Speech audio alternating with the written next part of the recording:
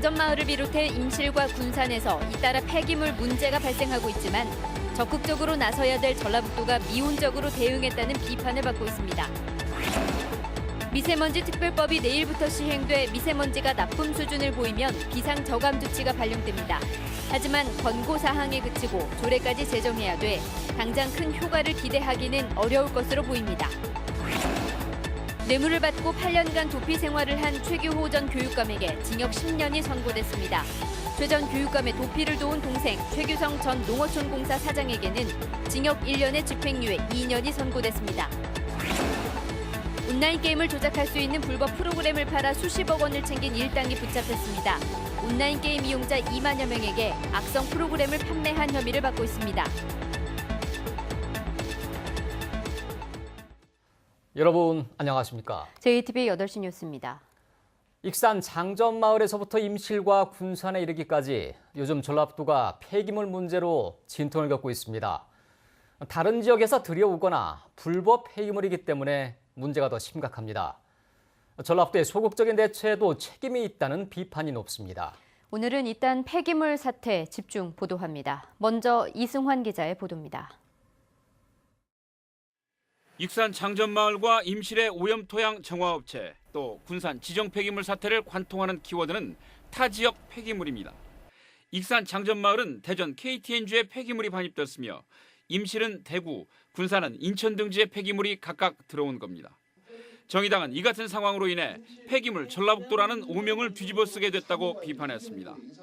일련의 사태로 보면 전국의 각종 폐기물이 전북으로 모이는 폐기물 반입장으로 전락되고 있습니다. 시도지사 협의회를 통해 잘못된 제도를 개선하고 관련 시도와 적극적인 협의를 진행해야 하지만 소극적인 대처로 인해 비슷한 사태를 반복하고 있다는 겁니다.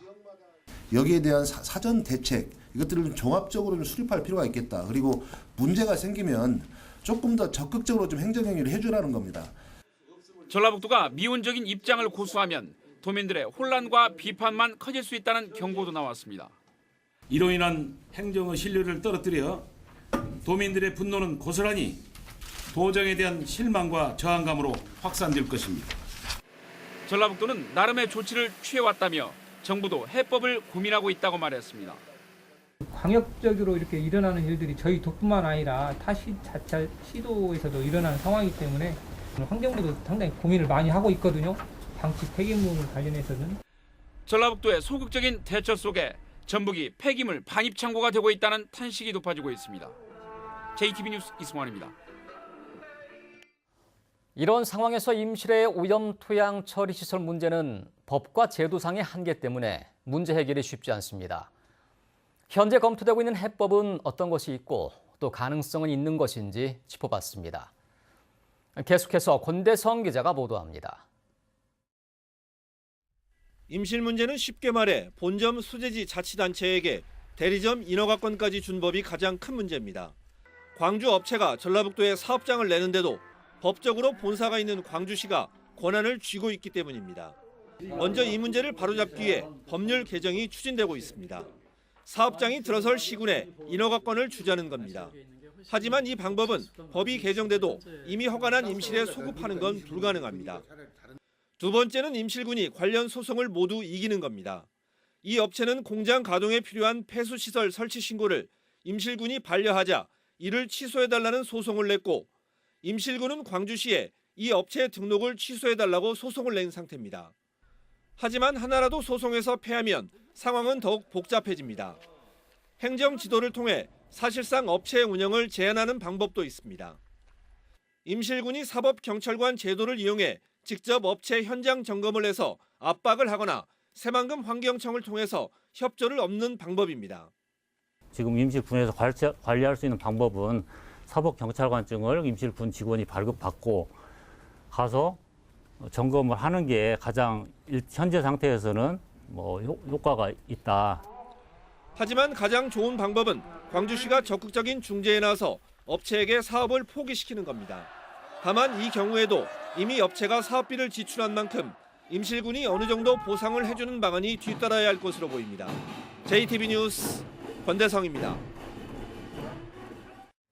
미세먼지 특별법에 따라 내일부터 미세먼지가 많으면 차량 운행과 공장 가동 중단 같은 비상 저감 조치가 발령됩니다.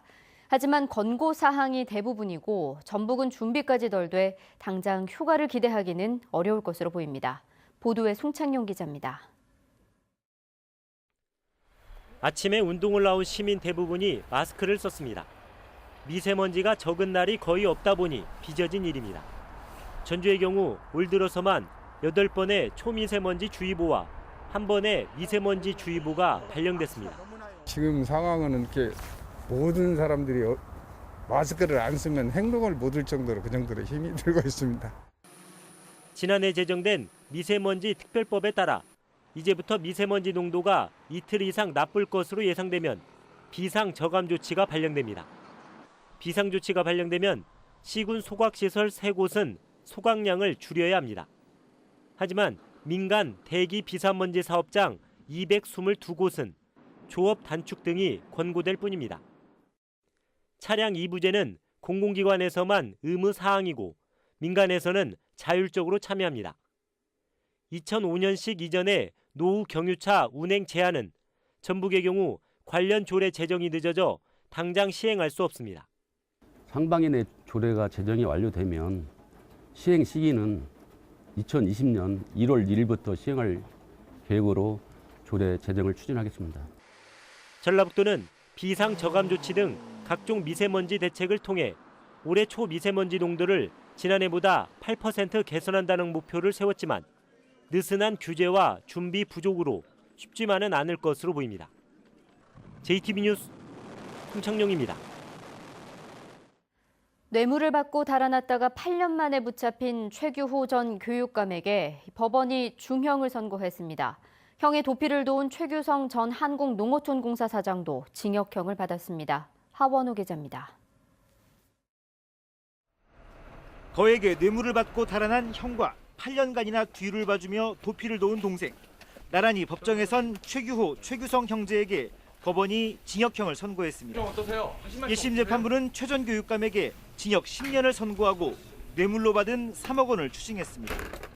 재판부는 고위공직자가 사법질서를 무시한 안하무인적인 반사회적 행위를 저질렀고 공소시효 만료만을 기다리며 장기간 여유로운 도피 생활을 이어간 점으로 미뤄볼 때 자신의 잘못을 진심으로 반성하는지 의구심이 든다고 밝혔습니다.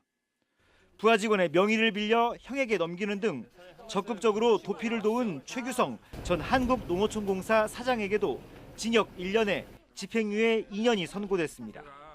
국민에게 위임받은 권한을 사익을 위해 사용했고 법을 만드는 국회의원이 적극적으로 법을 위반해 사법질서를 무시했다고 판시했습니다. 재판부는 고위공직자인 피고인들이 그들에게 지워진 책임을 망각한 채 거액의 뇌물을 수수하고 오히려 그 지위를 이용하여 장기간 수사망을 피해 도피 생활을 한 점을 고려하여 형을 정하였습니다. 재판 직후 최 전 사장은 형제 간의 천륜을 저버릴 수 없었다고 말했습니다. 형도 그냥 이렇게 농사 짓는 형이 아니잖아요. 사회생활을 충분히 한 형이고 오직 고민을 했겠어요. 최 전 사장은 징역 10년을 선고받은 형이 살아나올 수 있겠냐며 눈시울을 붉혔지만 도민들에겐 이미 여러 번 죄송하다고 말했다며 자리를 떠났습니다. JTB 뉴스 하원호입니다. 온라인 게임에서 상대를 쉽게 이길 수 있게 해주는 불법 프로그램이 있습니다. 일명 핵 프로그램을 중국에서 들여와 수십억 원을 챙긴 일당이 적발됐습니다. 오정현 기자가 보도합니다. 유명 온라인 게임. 언덕에 가려 보이지 않아야 할 표적들 위치가 표시되고 이내 실제 모습을 드러내자 손쉽게 제압합니다. 불법 게임 조작 프로그램, 일명 게임 핵을 사용해 가능한 일입니다. 핵을 사용하면 아무래도 적 위치를 쉽게 알 수 있으니까 게임 플레이하는 가운데 좀 더 수월하고요. 타 게이머보다는 확실히 더 유리한. 이런 불법 프로그램을 중국 해커에게 구입해 국내에 유통시킨 일당이 경찰에 붙잡혔습니다. 지난해 4월부터 최근까지 2만여 명에게 팔아 모두 25억 원을 챙겼는데 SNS나 유튜브를 통해 홍보했고 100개가 넘는 인터넷 사이트를 만들어 팔았습니다. 서로 만나지 않고 해외 채팅방인 디스코드를 이용하여 서로 연락하였습니다. 핵 프로그램은 일일권인 7,000원부터 여러 가지 기능이 추가되고 기간이 30일까지 있는 25만 원짜리 핵 프로그램이 있습니다. 경찰은 판매 총책 22살 백모 씨 등 3명을 구속하고 국내 판매상을 붙잡아 불구속 입건했습니다. 또 중국 수사당국에 공조를 요청하고 핵 프로그램을 개발한 중국인 해커를 쫓고 있습니다. JTB 뉴스 오정현입니다.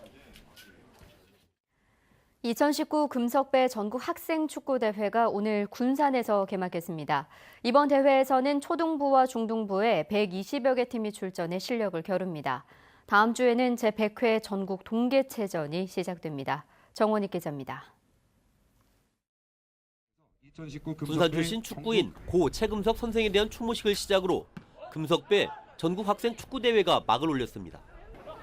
국내에서 가장 큰 규모로 오는 25일까지 12일 동안 초등부와 중등부 120여 개 팀이 열전에 들어갑니다. 특히 이번 대회부터 초등부에서는 빠른 판단과 창의적인 플레이를 유도하기 위해 8인제 경기가 도입됩니다. 8대8을 하게 되면은 선수들끼리 패스 위주로 하기 때문에 기술 축구가 항상 된다고 생각합니다. 그래서 우리 금석배에서도 8대8을 적용하고 올해로 100번째를 맞은 전국 동계체전이 오는 19일 서울과 강원 등에서 시작돼 나흘 동안 이어집니다. 전북 선수단에서는 빙상과 바이애슬론, 스키 등 7개 종목에 190여 명의 선수들이 출전합니다. 부산과 대구광역시에 거센 추격을 뿌리치고 21년 연속 4위를 달성할 수 있을지 주목됩니다. 우리 전라북도의 제일 강점인 바이애슬론 종목과 스키, 크로스 컨트리 종목에서 이번에도 상위 입상이 기대가 되고 있습니다. 지난 12일 강원과 경기에서 개막한 장애인 동계체전에서는 전북 선수단이 선전을 펼치고 있습니다. 전북은 종합 8위를 노리며 대회 막바지까지 구슬땀을 흘리고 있습니다. JTB 뉴스 정원익입니다.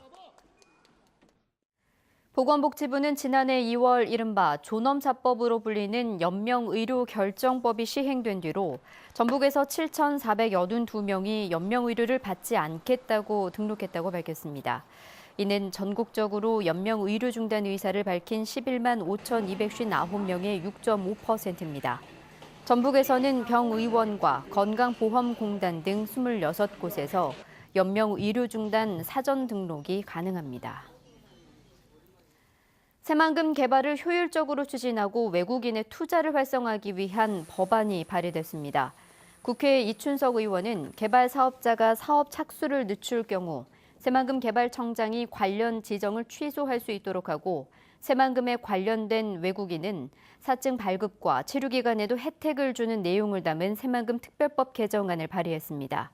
이춘석 의원은 새만금 매립이 공공주도로 전환돼 속도가 붙은 만큼 국내외 민간기업의 투자가 활성화할 수 있도록 법안 통과에 힘을 모으겠다고 말했습니다.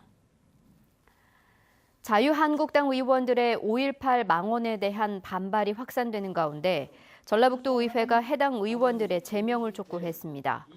전라북도 의회는 5.18 정신을 모독하고 망언을 일삼는 것은 민주화 헌정 질서를 거부한 도발이라며 국회는 김진태, 이종명, 김순례 의원을 제명하고 한국당은 이들을 출당 조치하라고 주장했습니다.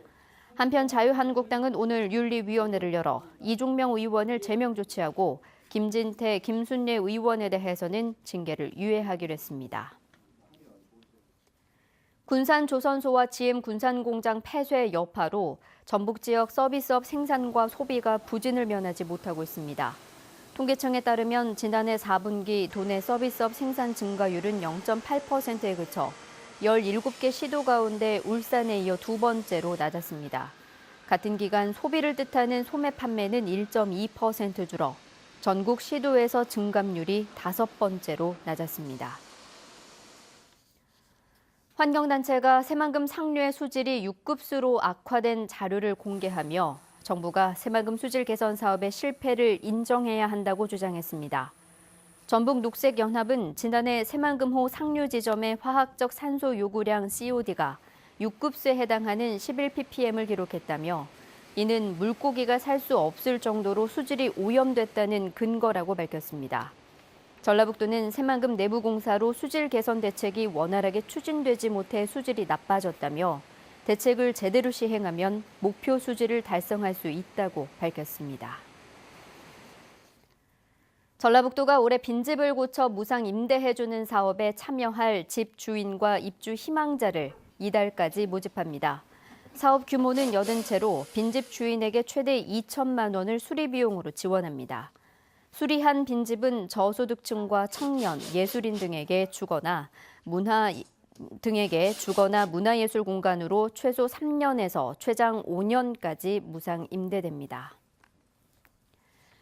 오늘 오후 3시 20분쯤 고창군 아산면의 한 양계장에서 불이 났습니다. 이 불로 양계장 8동과 닭 9만여 마리가 타 소방서 추산 4,500여만 원의 재산 피해가 났습니다. 소방당국은 환풍기가 과열되면서 불이 난 것으로 보고 정확한 화재 원인을 조사하고 있습니다. 현재 전주와 완주 등 8개 시군에는 건조특보가 내려져 있습니다. 특보는 당분간 계속될 것으로 보여 내일도 대기는 매우 건조하겠습니다. 내일은 대체로 흐린 가운데 큰 추위는 없겠습니다. 아침 최저 기온은 영하 5도에서 영하 2도, 낮 최고 기온은 영상 4도에서 7도로 오늘과 비슷하겠습니다. 미세먼지는 오전 한때 나쁨 수준이 예상됩니다. 내일 밤부터 모레 새벽까지 일부 지역에는 눈발이 날리겠고 당분간 기온은 평년 수준을 유지하겠습니다.